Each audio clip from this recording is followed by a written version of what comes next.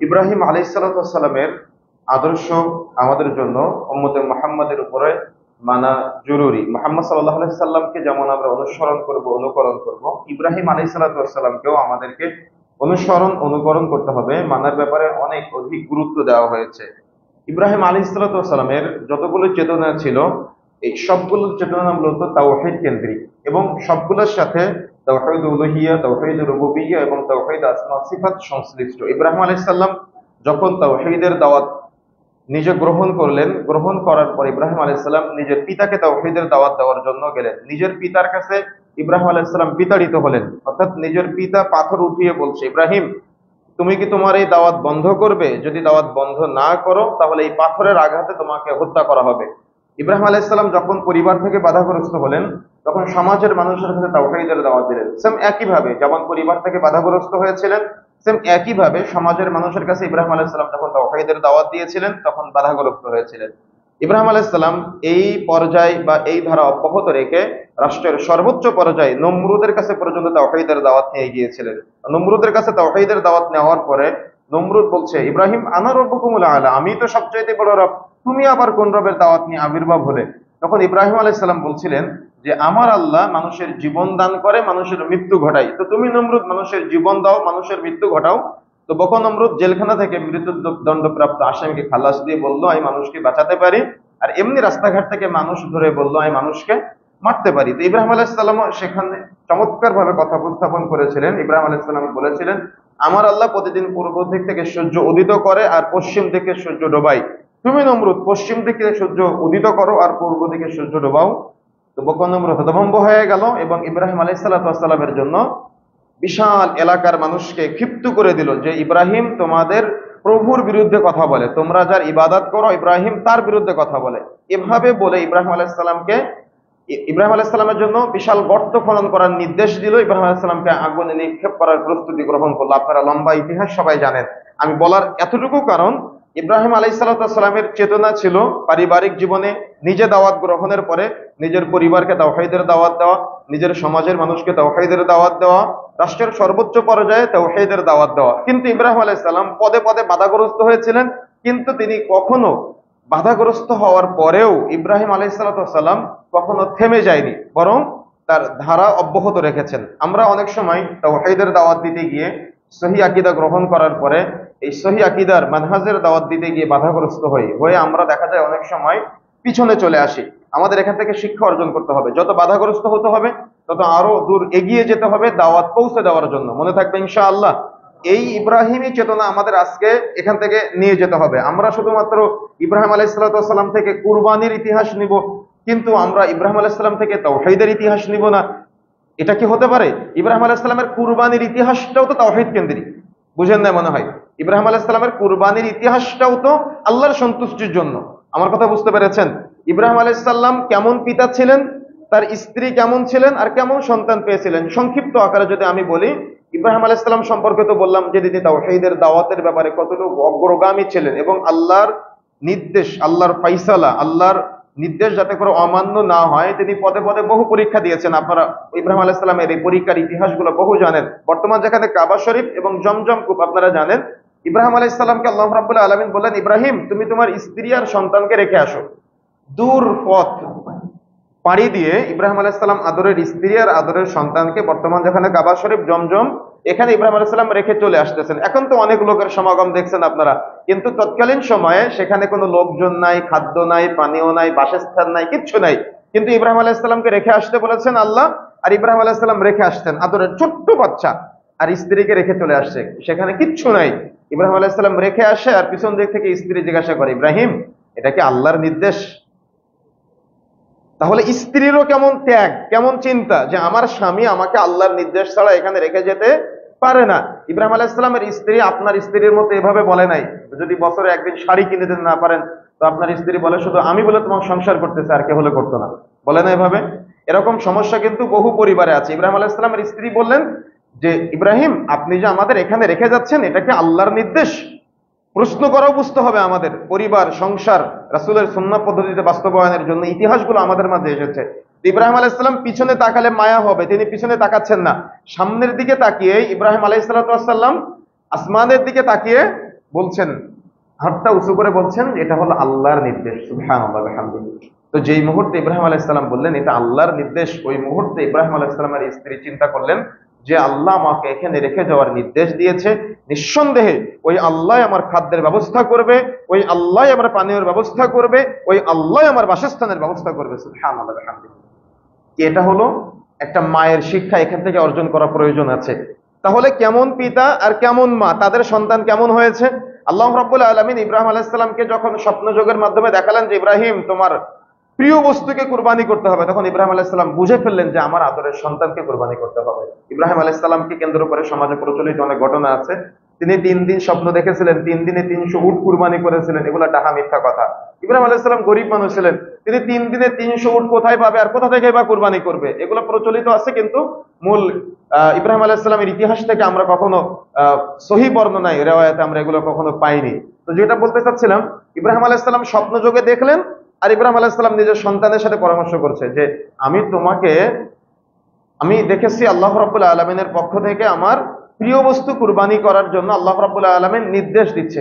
তখন পুত্র বিষয়টা বুঝে নিয়েছে যে আল্লাহ রাব্বুল আলামিন হয়তো আমার কুরবানির জন্য আমার পিতাকে বলছেন। তখন ইব্রাহিম আলাইহিস সালামের আদরের সন্তান ইসমাঈল আলাইহিস সালাম পিতার সাথে পরামর্শের সময় বলছেন, আব্বু আল্লাহ যেটা আপনাকে নির্দেশ দিয়েছে আপনি কার্যে বাস্তবায়ন করেন, আপনি আমাকে ধৈর্যশীলদের সাথে পাবেন। সুবহানাল্লাহ ওয়া বিহামদিহি। তাহলে কেমন পিতা আর কেমন মা আর কেমন বাবা, এতগুলো কথা বললাম এই জন্য, আমরা ইব্রাহিমের মতো পিতা হতে চাই না, আমরা ইব্রাহিম আলাইহিস সালামের স্ত্রীর মতো মা হতে চাই না, কিন্তু আবার ইসমাইলের মতো সন্তান চাই। আজকে সেম একই সময়ে আপনি এদিকে গরু ছাগল ভেড়া কুরবানি করবেন, সেম একই সময়ে আপনার সন্তানকে আদর্শিত না করার কারণে আপনার সন্তান সেলুনে গিয়ে রাসূলের সুন্নাত দাড়ি কুরবানি করবে।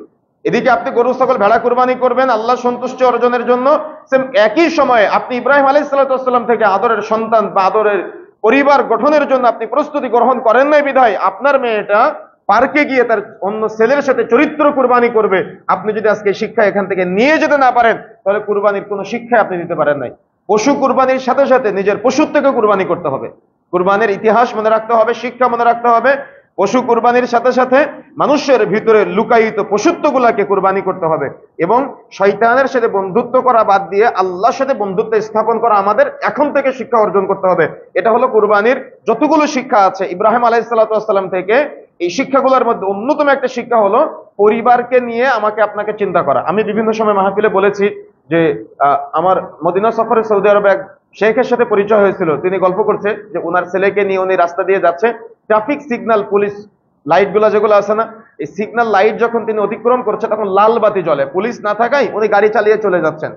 তো ওনার ছেলে পিছন দিক থেকে বলতেছে যে আব্বু আপনি যে ট্রাফিক সিগন্যাল জ্বলা সত্ত্বেও পার হয়ে চলে আসলেন। তখন বাবার ভিতরে একটা ভয় কাজ করলো, তার মানে লজ্জা কাজ করলো যে তাই তো আমার সন্তান আজকে আমাকে অপরাধী বানালো। তখন উনি গাড়িটা ঘোরায় ট্রাফিক কন্ট্রোল পুলিশ রুম যেখানে আছে ওখানে চলে গিয়েছে, গিয়ে পুলিশ অফিসারকে বলতেছে যে অমুক সিগন্যালে ট্রাফিক লাইট জ্বলা সত্ত্বেও আমি চলে এসেছি, আমাকে জরিমানা করেন। তো পুলিশ অফিসার একটু আশ্চর্য হয়ে বলতেছে ওখানে কোনো পুলিশ অফিসার ছিল না, আপনি তার কাছে জরিমানা দিতেন। তো বলছে না, ওখানে কোনো পুলিশ ছিল না বিধায় তো আপনার এখানে চলে এসেছি। তখন পুলিশ অফিসার বলছে যে আপনাকে যেহেতু কেউ দেখে নাই, পুলিশ অফিসারও ছিল না, তো এখানে জরিমানা দিতে আসার তো দরকার ছিল না, কেউ তো আপনাকে দেখে নাই। তখন দেখেন বাবা হতে হবে এমন বাবা, তখন ওই বাবা পুলিশ অফিসারকে বলছে কেউ তো আমাকে দেখে নাই, কিন্তু আমার সন্তান যে দেখেছে। তার মানে কি সন্তানের কাছে বাবা অপরাধী সাব্যস্ত হয়েছে, নিজে নিজে ফিল করেছে এটা। আর আশ্চর্যজনক সবচেয়ে দুঃখের বিষয় হলো আজকে নির্লজ্জ সমাজ আমাদের কোন দিকে যাচ্ছে। সন্তান দাঁড়িয়ে আছে, পিতা দাঁড়িয়ে আছে, সন্তান পিতার সিগারেট ধরায় দেয় আর পিতা সন্তানের সিগারেট ধরায় দেয়। আজকে আশ্চর্য হতে হয় আমাদের এই সমাজের কালচার। তার মানে আমাদের জন্য এই কুরবানির শিক্ষাটা মূলত এসেছে আমাদের মাঝে তাওহীদের চেতনায়। লুকমান হাকিম যেমন তার সন্তানকে বলেছিল ইয়া বুনাইয়া লা তুশরিক বিল্লাহ, বৎস তুমি আল্লাহর সাথে শরীক স্থাপন করো না। এইখান থেকে আমাদের শিক্ষা অর্জন করা দরকার। ইব্রাহিম আলাইহিস সালাম তাওহীদের জন্য একানিষ্ঠ একজন আল্লাহর বান্দা ছিলেন, তার স্ত্রীও সেম ছিলেন এবং সন্তানও তেমন ছিলেন, যার কারণে আদর্শ পরিবার তিনি রেখে যেতে পেরেছেন। আমাদেরকে তাওহীদের চেতনায় উজ্জীবিত হয়ে এমন একটা পরিবার রেখে যেতে হবে যে পরিবার আমার মৃত্যুর পরে অন্তত রব্বির হামহুমা কামা রব্বায়ানি সাগীরা এই করার জন্য। আপনি এমন একটা পঙ্গু প্রজন্ম রেখে যাচ্ছেন, আপনার মৃত্যুর পরে আপনার সন্তান রব্বির হামহুমা কামা রব্বায়ানি সাগীরা এই দোয়াটা সে মুখস্থ বলতে পারে না, দোয়াটা পড়তে পারে না, আপনার সন্তান আপনার জানাজার সালাত পড়তে পারে না। বন্ধুরা আমার, কুরবানির এই যে গরু ছাগল ভেড়া কুরবানির সাথে সাথে নিজের ভিতরে লুকায়িত পশু থেকে কুরবানি করতে হবে এবং আল্লাহর কথাকে মেনে নিতে হবে। ইয়া আইয়ুহাল্লাযীনা আমানু কু আনফুসাকুম ওয়া আহলিকুম নারা, হে ঈমানদারগণ, তোমরা নিজেরা জাহান্নামের আগুন থেকে বাঁচো এবং তোমাদের পরিবারদেরকে জাহান্নামের আগুন করতে হবে। নিজেকে কিভাবে আদর্শিত হতে হয়, নিজের স্ত্রীকে কিভাবে আদর্শিত রাখতে হয় এবং নিজের সন্তানদেরকে কিভাবে আদর্শিত পথে পরিচালিত করতে হয়, কোন ভাবে চললে আল্লাহ ওয়ালাদের সাথে আপনার আমার সন্তান বড় হতে পারে। দুঃখের বিষয় কি জানেন, আপনার সন্তান গোল্ডেন এ প্লাস না পেলে আপনার অনেক লজ্জা লাগে। আপনার সন্তান ভালো রেজাল্ট না করলে আপনার অনেক লজ্জা লাগে, কিন্তু আপনার সন্তান ফজরের সালাত আদায় করে না, আপনার একদমই লজ্জা লাগে না। আপনার সন্তান রাসূলের সুন্নাত দাড়ি কাটে, আপনার একটুও লজ্জা লাগে না, কষ্টও লাগে না। আপনার সন্তান প্রকাশ্যে মদ্যপান করে, বিড়ি সিগারেট গুলতামাক জর্দার নেশায় জর্জরিত, আপনার একটুও কষ্ট লাগে না, একটুও ব্যথা লাগে না। আপনার মেয়েটা আরেকটা ছেলের সাথে মোটরসাইকেলে ঘুরে বেড়ায়, পার্কে ঘুরে বেড়ায়, স্কুল কলেজ ভার্সিটিতে যাওয়ার নাম করে, আপনার একটুও লজ্জা লাগে না, একটুও কষ্ট লাগে না। তাহলে কি আসলেই লজ্জা আছে? কুরবানির এই শিক্ষা থেকে আমরা কি শিক্ষা অর্জন করলাম? গরু ছাগল ভেড়া কুরবানির নামে কি মূলত ঈদুল আজহা? কি মনে হয় আপনার কাছে? গরু ছাগল ভেড়া কুরবানির নামে কি মূলত ঈদুল আজহা? না, বরং আমাদের ভিতরে পরিবারকে কেন্দ্র করে, যাতে করে আমরা একটা আদর্শ পরিবার উপহার দিতে পারি, তাওহীদের চেতনায় উজ্জীবিত একটা পরিবার আমরা রেখে যেতে পারি, এই শিক্ষাটা আজকে আমাদের এখান থেকে নিয়ে যেতে হবে। দেখেন, মনে রাখার চেষ্টা করতে হবে, একজন পিতা এবং একজন মাতা প্রত্যেকের গায়রত থাকতে হবে। আরবিতে যে শব্দটা বললাম গায়রত, এটার বাংলা অর্থ হলো ব্যক্তিত্ব। এটার বাংলা অর্থ ব্যক্তিত্ব। তার মানে ব্যক্তিত্ব অর্জন করতে হবে। যদি বাবা মা হিসেবে আপনার ব্যক্তিত্ব না থাকে, তাহলে আপনার সন্তান কখনো আপনাকে মূল্যায়ন করবে না, আপনার সন্তান কখনো আপনাকে দাম দিবে না। কেন? দেখা যাচ্ছে যে অনেক পরিবার আছে, এমন এমন বহু অভিযোগ আমাদের কাছে আছে, সন্তান দাঁড়িয়ে রাখতে চায়, বাবা দাঁড়িয়ে রাখতে দেয় না। সন্তান হয়তো বাবার মুদিখানার দোকানে গিয়ে বসে, বাবা শিখায় দেয় কিভাবে ওজনে কম দেওয়া যায় মিটারে ফাঁকি দেওয়ার মাধ্যমে। বাবার তেল পাম্প আছে, সন্তানকে শিখায় দেয় মিটারে কিভাবে কোন সিস্টেমে করলে লিটারে কম দেওয়া যায় তেলের মধ্যে। এরকম বহু অভিযোগ আমাদের কাছে আছে, সন্তানেরা বাবাকে কেন্দ্র করে দেয়। মা বলে যে আব্বু তুমি দাঁড়িয়ে রাখলে তোমার চেহারার সৌন্দর্য নষ্ট হয়ে যাচ্ছে। এরকম বহু অভিযোগ আমাদের কাছে আছে। এই অভিযোগকে কেন্দ্র করে আজকে বলতে চাই, আপনার সন্তান যেন কিয়ামতের মাঠে আপনার জাহান্নামের সুপারিশ না করে, এজন্য আপনাকে খেয়াল রাখতে হবে। যদি সেদিন জাহান্নামের সুপারিশ করে, সেদিন আপনি আফসোস করবেন। আল্লাহ বলছেন এই কথা, ওয়াকালাল ইনসানু মা লাহা, মানুষ আফসোস করবে আর বলবে হায় আফসোস, আমার সন্তান দেখে আমার বিরুদ্ধে কথা বলে, হায় আফসোস আমার স্ত্রী দেখে আমার বিরুদ্ধে কথা বলে, হায় আফসোস আমার পরিবারের সদস্যরা দেখে আমার বিরুদ্ধে কথা বলে, আমার আসবাবপত্র দেখে আমার বিরুদ্ধে কথা বলে। বলেন সেদিন আফসোস করে লাভ আছে? এই কুরবানির ইতিহাস কেন আসলো আমাদের মাঝে? যদি সেদিন আফসোস করতে হয়, আজকে আফসোস করতে হবে। আজকের পরে পরিবার পরিবর্তনের জন্য প্রয়োজনীয় পদক্ষেপ গ্রহণ করতে হবে। প্রয়োজনীয় পদক্ষেপ, আপনি জুমার দিন সবার শেষে মসজিদে যান, তাহলে আপনার সন্তান কি করবে? আপনার সন্তানও নিশ্চয়ই সবার শেষে মসজিদে যাবে, তাহলে আপনাকে কি করতে হবে? সবার আগে মসজিদে যেতে হবে। আমার গ্রামের বাড়িতে এক সময় আমাদের কোনো আহলে হাদিস সালাফি মসজিদ ছিল না। আমার আব্বু ওই 5 কিলোমিটার 7 কিলোমিটার দূরে জুমার দিন মসজিদে সালাত আদায় করতে নিয়ে যেত, আজানের আগে সেখানে মসজিদে আমরা উপস্থিত হতাম আলহামদুলিল্লাহ। তো আপনার সন্তানকে নিয়ে আপনাকে এরকম টার্গেট নিতে হবে যে আমি আমার পরিবারের সদস্যদেরকে আজানের আগে মসজিদে পাঠাবো। ব্যবসা প্রতিষ্ঠান আছে, সবকিছু আছে, কিন্তু যাতে করে আমার সন্তান পঙ্গু না হয়ে যায়। আমার সন্তান, বর্তমান যে সোসাইটি আপনি দেখতে পাচ্ছেন, একটা পঙ্গু প্রজন্ম বেড়ে উঠতেছে, যাদের সৃজনশীলতা শক্তি কম, যাদের দিন মানার বোঝার জানার প্রয়োজনীয়তা তারা কম মনে করেছে। আপনি একটা দেখেন, একটা সোসাইটি দেখেন, যুব সমাজের দিকে তাকান, চুলের কাটিং দেখলে মুসলমানের ছেলে মনে হয়, সামনে এক কালার পিছনে এক কালার, ডানে এক কালার বামে এক কালার। এদের বাবা যে কিভাবে তাদেরকে মূল্যায়ন করে আমি জানি না, কিন্তু আমার তো তাদেরকে দেখলে অনেক আফসোস হয়। মুসলমান নামধারী আজকে আমরা, আমাদের সন্তানেরা কোন দিকে যাচ্ছে? আপনি যদি একটু গুগল ম্যাপ সার্চ করেন তাহলে দেখতে পাবেন বাংলাদেশ ছোট্ট একটা দেশ, মুসলিম রাষ্ট্র, এর চারপাশে আপনি দেখেন ভুটান, নেপাল, ইন্ডিয়া, শুধু পশ্চিমবাংলা বাদ দিয়ে পুরাটা আশপাশে চীন, মায়ানমার, এই সবগুলা ইহুদিবাদ, খ্রিস্টানবাদ আর হিন্দুত্ববাদ পুরাটা বিরাজ করতেছে। কিন্তু আল্লাহ সুবহানাহু ওয়া তাআলা এই ছোট্ট একটা জায়গায় আমাদেরকে মুসলিম হিসেবে কবুল করেছেন। কেন? আল্লাহ চাইলে হিন্দু করে পাঠাতে পারতো না? ইহুদি করে পাঠাতে পারতো না? অমুসলিম করে পাঠাতে পারতো না? তো আল্লাহ তো আমার আপনার উপরে দয়া করেছে, আপনি আল্লাহর দয়াকে গ্রহণ করলেন না কেন? যদি কিয়ামতের মাঠে আপনাকে জিজ্ঞাসা করা হয়, আপনি কি জবাব দিবেন? জবাব আছে আপনার কাছে? এই জবাব যদি আপনি নিয়ে যেতে চান, তাহলে আজকে থেকে আপনাকে আমাকে প্রস্তুতি গ্রহণ করতে হবে। নিজের ভিতরে লুকায়িত পশু থেকে কুরবানি করতে হবে। আদর্শ পরিবার গঠনের জন্য ইব্রাহিম আলাইহিস সালাম থেকে শিক্ষা অর্জন করতে হবে। গরু ছাগল ভেড়া কুরবানির পাশাপাশি নিজের পরিবারের লুকায়িত যত শয়তানি কর্মকাণ্ড আছে সবগুলো আমাকে আপনাকে আজকে থেকে পরিহার করতে হবে, বর্জন করার নিয়ত আজকে এখান থেকে আমরা করে যাব ইনশাআল্লাহ। না হলে ওই যে বলেছিলাম আপনি গরু ছাগল ভেড়া কুরবানি করবেন, সেম একই সময় আপনার ছেলেটাও কুরবানি করবে, সে দাড়ি কুরবানি করবে কেন? তার তো সুন্নাতের কোনো জ্ঞান নাই, সে তো রাসূলকে ভালোবাসার কোনো নসিহা পাই নাই কখনো। সে তো ইব্রাহিম আলাইহিস সালামকে যে ভালোবাসতে হবে, মানতে হবে, জানতে হবে, তার ব্যাপারে তার কোনো জ্ঞানই নাই, ধারণা নাই। সে কি করে? তার একটা খেলোয়াড়কে সে আইডল মনে করে, তার একটা নায়ক নায়িকাকে সে আইডল মনে করে, গায়ক গায়িকাকে সে আইডল মনে করে। আইডল মনে করে কি করে? এই ঈদের মতো পবিত্র সময়ে ঈদের সিনেমা নাম দেয়, ঈদের মতো পবিত্র সময় ইবাদতের সাথে নাম দেয় ঈদের নাটক। আজকে মোহাম্মদপুরের গুরুত্বপূর্ণ জায়গা থেকে আমি সরকারের সর্বোচ্চ পর্যায় পর্যন্ত একটা দাবি জানাতে চাই, ঈদ একটা ইবাদত, এই ইবাদতের সাথে ঈদের নাটক, ঈদের সিনেমা এই শব্দগুলো যেন যুক্ত করা না হয়। আমার কথা বুঝতে পেরেছেন? ঈদের সাথে যুক্ত করা হয়, এটা নাকি ঈদের সিনেমা, এটা নাকি ঈদের নাটক। আশ্চর্য হতে হয়, মুসলিম যুবকদেরকে তারা আজকে ধ্বংসের পায়তারা শুরু করেছে। নাটকের সাথে কেন ঈদের মতো পবিত্র শব্দ যুক্ত করা হবে? নাটকের সাথে কেন রমজানের ঈদের সময় বলা হয় ঈদুল আজহার সিনেমা, আবার ঈদুল ফিতরের সময় বলা হয় ঈদুল ফিতর উপলক্ষে অমুক সিনেমা, অমুক নাটক? এই দুঃসাহস কিন্তু এই আমাদের গড়িমসির কারণে বা আমাদের ইসলাম না মানার কারণে তারা সুযোগগুলো পেয়ে যাচ্ছে। আজকে আমরা দায়িত্বহীন ভাষায় বলতে চাই, কখনো কেউ যেন ঈদের সিনেমা, ঈদের নাটক, এই অশ্লীল শব্দগুলা ঈদের মতো ইবাদতের সাথে যুক্ত করতে না পারে, এই জন্য প্রয়োজনীয় পদক্ষেপ গ্রহণ করতে হবে। তা না হলে যত দিন যাচ্ছে আমাদের যুবকেরা ধ্বংস হয়ে যাচ্ছে। আমি একটা জরিপে দেখলাম, হিন্দুদের পূজার দিন যত বেশি গান না বাজে, মুসলমানদের ঈদের দিন তার চাইতে বেশি গান বাজে। আপনি কষ্ট পেলে আমার কিচ্ছু করার নাই, আপনার সন্তানকে আপনি এখানে কেন যেতে দিলেন? কেন আপনার সন্তানকে নিয়ে আপনার খারাপ লাগে না? আপনার সন্তান কেন ট্রাক ভাড়া করে, পিক আপ ভাড়া করে, বক্স ভাড়া করে গান বাজনা বাদ্যযন্ত্রের আয়োজন করে, অটো ভাড়া করে, রিক্সা ভাড়া করে, ট্রাক ভাড়া করে সে আজকে ওই এক ইহুদির মতো, হিন্দুদের মতো? তার মানে আপনার সন্তানের রুচিবোধ এতটাই খারাপ, ঈদের মতো পবিত্র সময়ে সে মোড়ে মোড়ে বিশাল বিশাল বক্স ভাড়া করে গান বাজনা বাদ্যযন্ত্রের আয়োজন করে।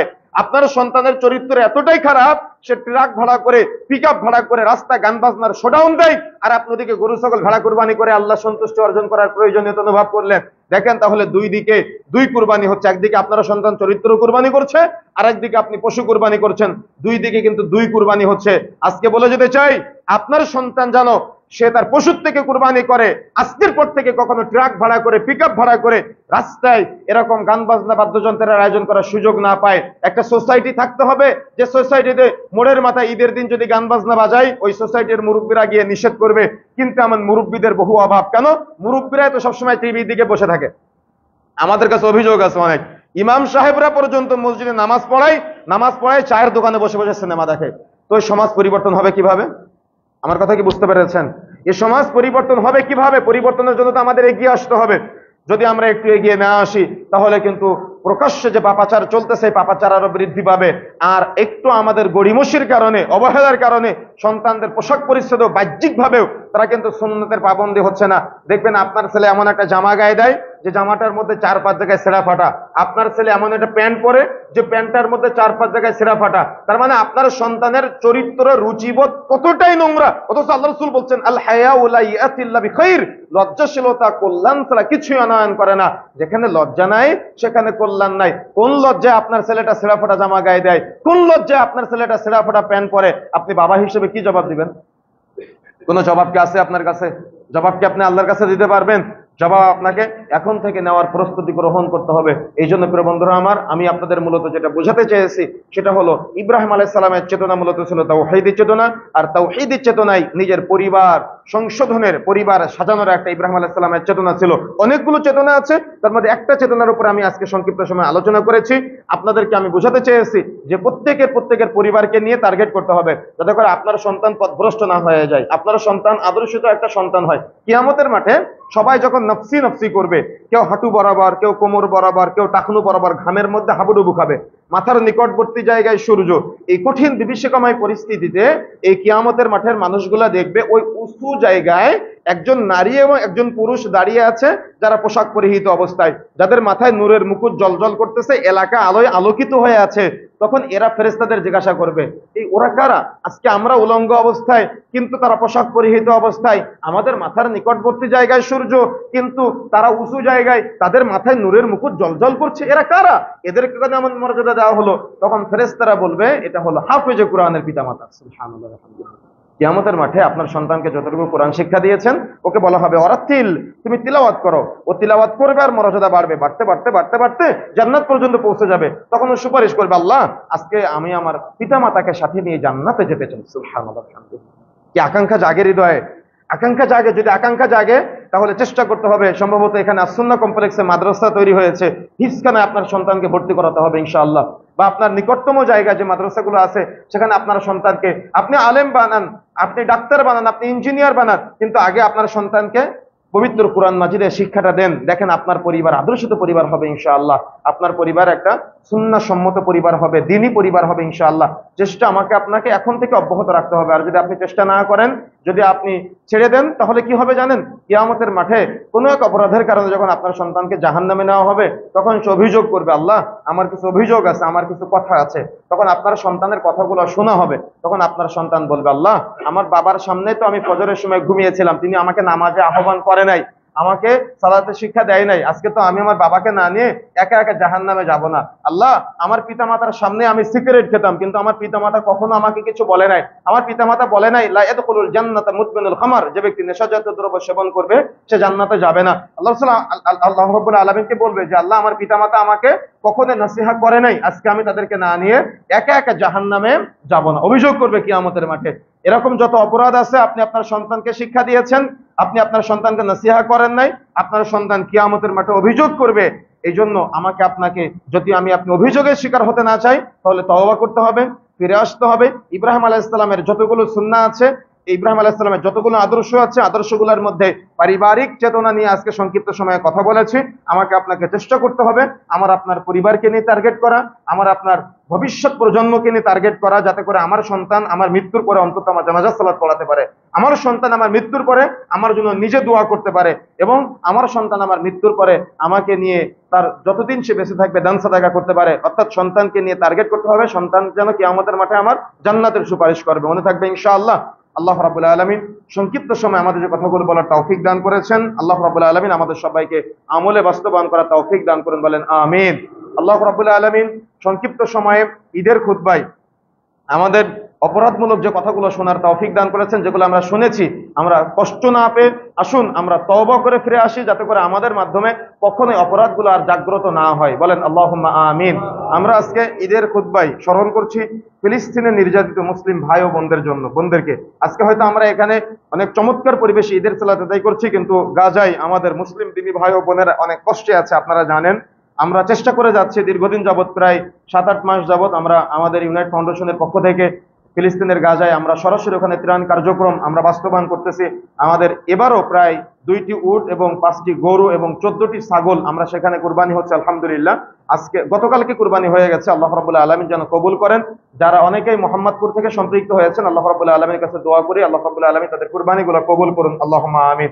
আমরা আল্লাহর কাছে আল্লাহ রাব্বুল আলামিন এর কাছে দোয়া করি রাসূলের শেখানো ভাষায়। সবাই আমার সাথে সাথে বলবেন আল্লাহুম্মা গফির লানা ওয়া লিল মুমিনিনা ওয়াল মুমিনাত। সবাই বলবেন আমিন। আমি দোয়া পড়া শেষ করার সাথে সাথে আপনারা বলবেন আমিন। আল্লাহুম্মা গফির লানা ওয়া লিল মুমিনিনা ওয়াল মুমিনাত ওয়াল মুসলিমিনা ওয়াল মুসলিমাত ওয়া আলিফ বাইনা কুলুবিহিম ওয়া আসরিহ যাতা বাইনিহিম ওয়া আনসুরহুম আলা আদুবিকা ওয়া আদুবিহিম। আল্লাহুম্মা লা'নিল কাফারাতা আল্লাযিনা ইয়াসুদ্দুনা আন সাবিলিক ওয়া ইউকাযযিবুনা রাসূলাক ওয়া ইউকাতিলুনা আউলিয়াআক। আল্লাহুম্মা খালিফ বাইনা কালিমাতিহিম ওয়া যালজিল আকদামাহুম وأنزل بهم بعثك الذي لا ترده عن القوم المجرمين وأنزل بهم بعثك الذي لا ترده عن القوم المنافقين وأنزل بهم بعثك الذي لا ترده عن القوم الفاسقين وأنزل بهم بعثك الذي لا ترده عن القوم المنافقين وأنزل بهم بعثك الذي لا ترده عن القوم المشركين وأنزل بهم بعثك الذي لا ترده عن القوم الكافرين آمين يا رب العالمين। আমাদের মাঝে অনেকে অসুস্থ আছে, আল্লাহ রাব্বুল আলামিন তাদের সবাইকে শিফায়ে কামেলা আজেলা দান করুন, বলেন আমিন। আমাদের মাঝে অনেকে ঋণগ্রস্ত আছে, আল্লাহ রাব্বুল আলামিন তাদের সবাইকে ঋণ থেকে মুক্ত হওয়ার তৌফিক দান করুন, আল্লাহুম্মা আমিন। আমাদের মাঝে অনেকে অভাবগ্রস্ত আছে, আল্লাহ রাব্বুল আলামিন প্রত্যেকের অভাব থেকে মুক্ত হওয়ার তৌফিক দান করুন, আল্লাহুম্মা আমিন। আমরা খুতবার মধ্যে যে কথাগুলো শ্রবণ করেছি কষ্ট না পেয়ে আমরা যেন তওবা করে ফিরে আসতে পারি, আল্লাহ তুমি আমাদের তৌফিক দান করো, আল্লাহুম্মা আমিন। আমরা আমাদের পরিবারগুলোকে ইব্রাহিম আলাইহিস সালামের পদ্ধতিতে, সুন্নাহ পদ্ধতিতে যেন আমরা সাজাতে পারি, আমরা আদর্শিত সন্তান উপহার দিয়ে যেতে পারি, আল্লাহ তুমি তৌফিক দান করো, আল্লাহুম্মা আমিন। আজকে আল্লাহ রাব্বুল আলামিনের সন্তুষ্টির জন্য যারা কুরবানির প্রস্তুতি গ্রহণ করেছেন, আল্লাহ রাব্বুল আলামিন সবার কুরবানিগুলো কবুল করুন, আল্লাহুম্মা আমিন। পরিশেষে আমরা রাসূলের শিখানো পদ্ধতিতে আপনাদেরকে ঈদের শুভেচ্ছা জানাই। ঈদুকুম মুবারক, তাকাব্বালাল্লাহু মিন্না ওয়া মিনকুম সালিহাল আমাল। ঈদুকুম মুবারক, তাকাব্বালাল্লাহু মিন্না ওয়া মিনকুম সালিহাল আমাল। আল্লাহ রাব্বুল আলামিন কবুল করুন। সুবহানাকা আল্লাহুম্মা ওয়া বিহামদিক, সবাই আমার সাথে সাথে বলেন সুবহানাকা আল্লাহুম্মা ওয়া বিহামদিকা আশহাদু আল্লা ইলাহা ইল্লা আনতা আস্তাগফিরুকা ওয়া আতুবু ইলাইক। আসসালামু আলাইকুম ওয়া রাহমাতুল্লাহি ওয়া বারাকাতুহু।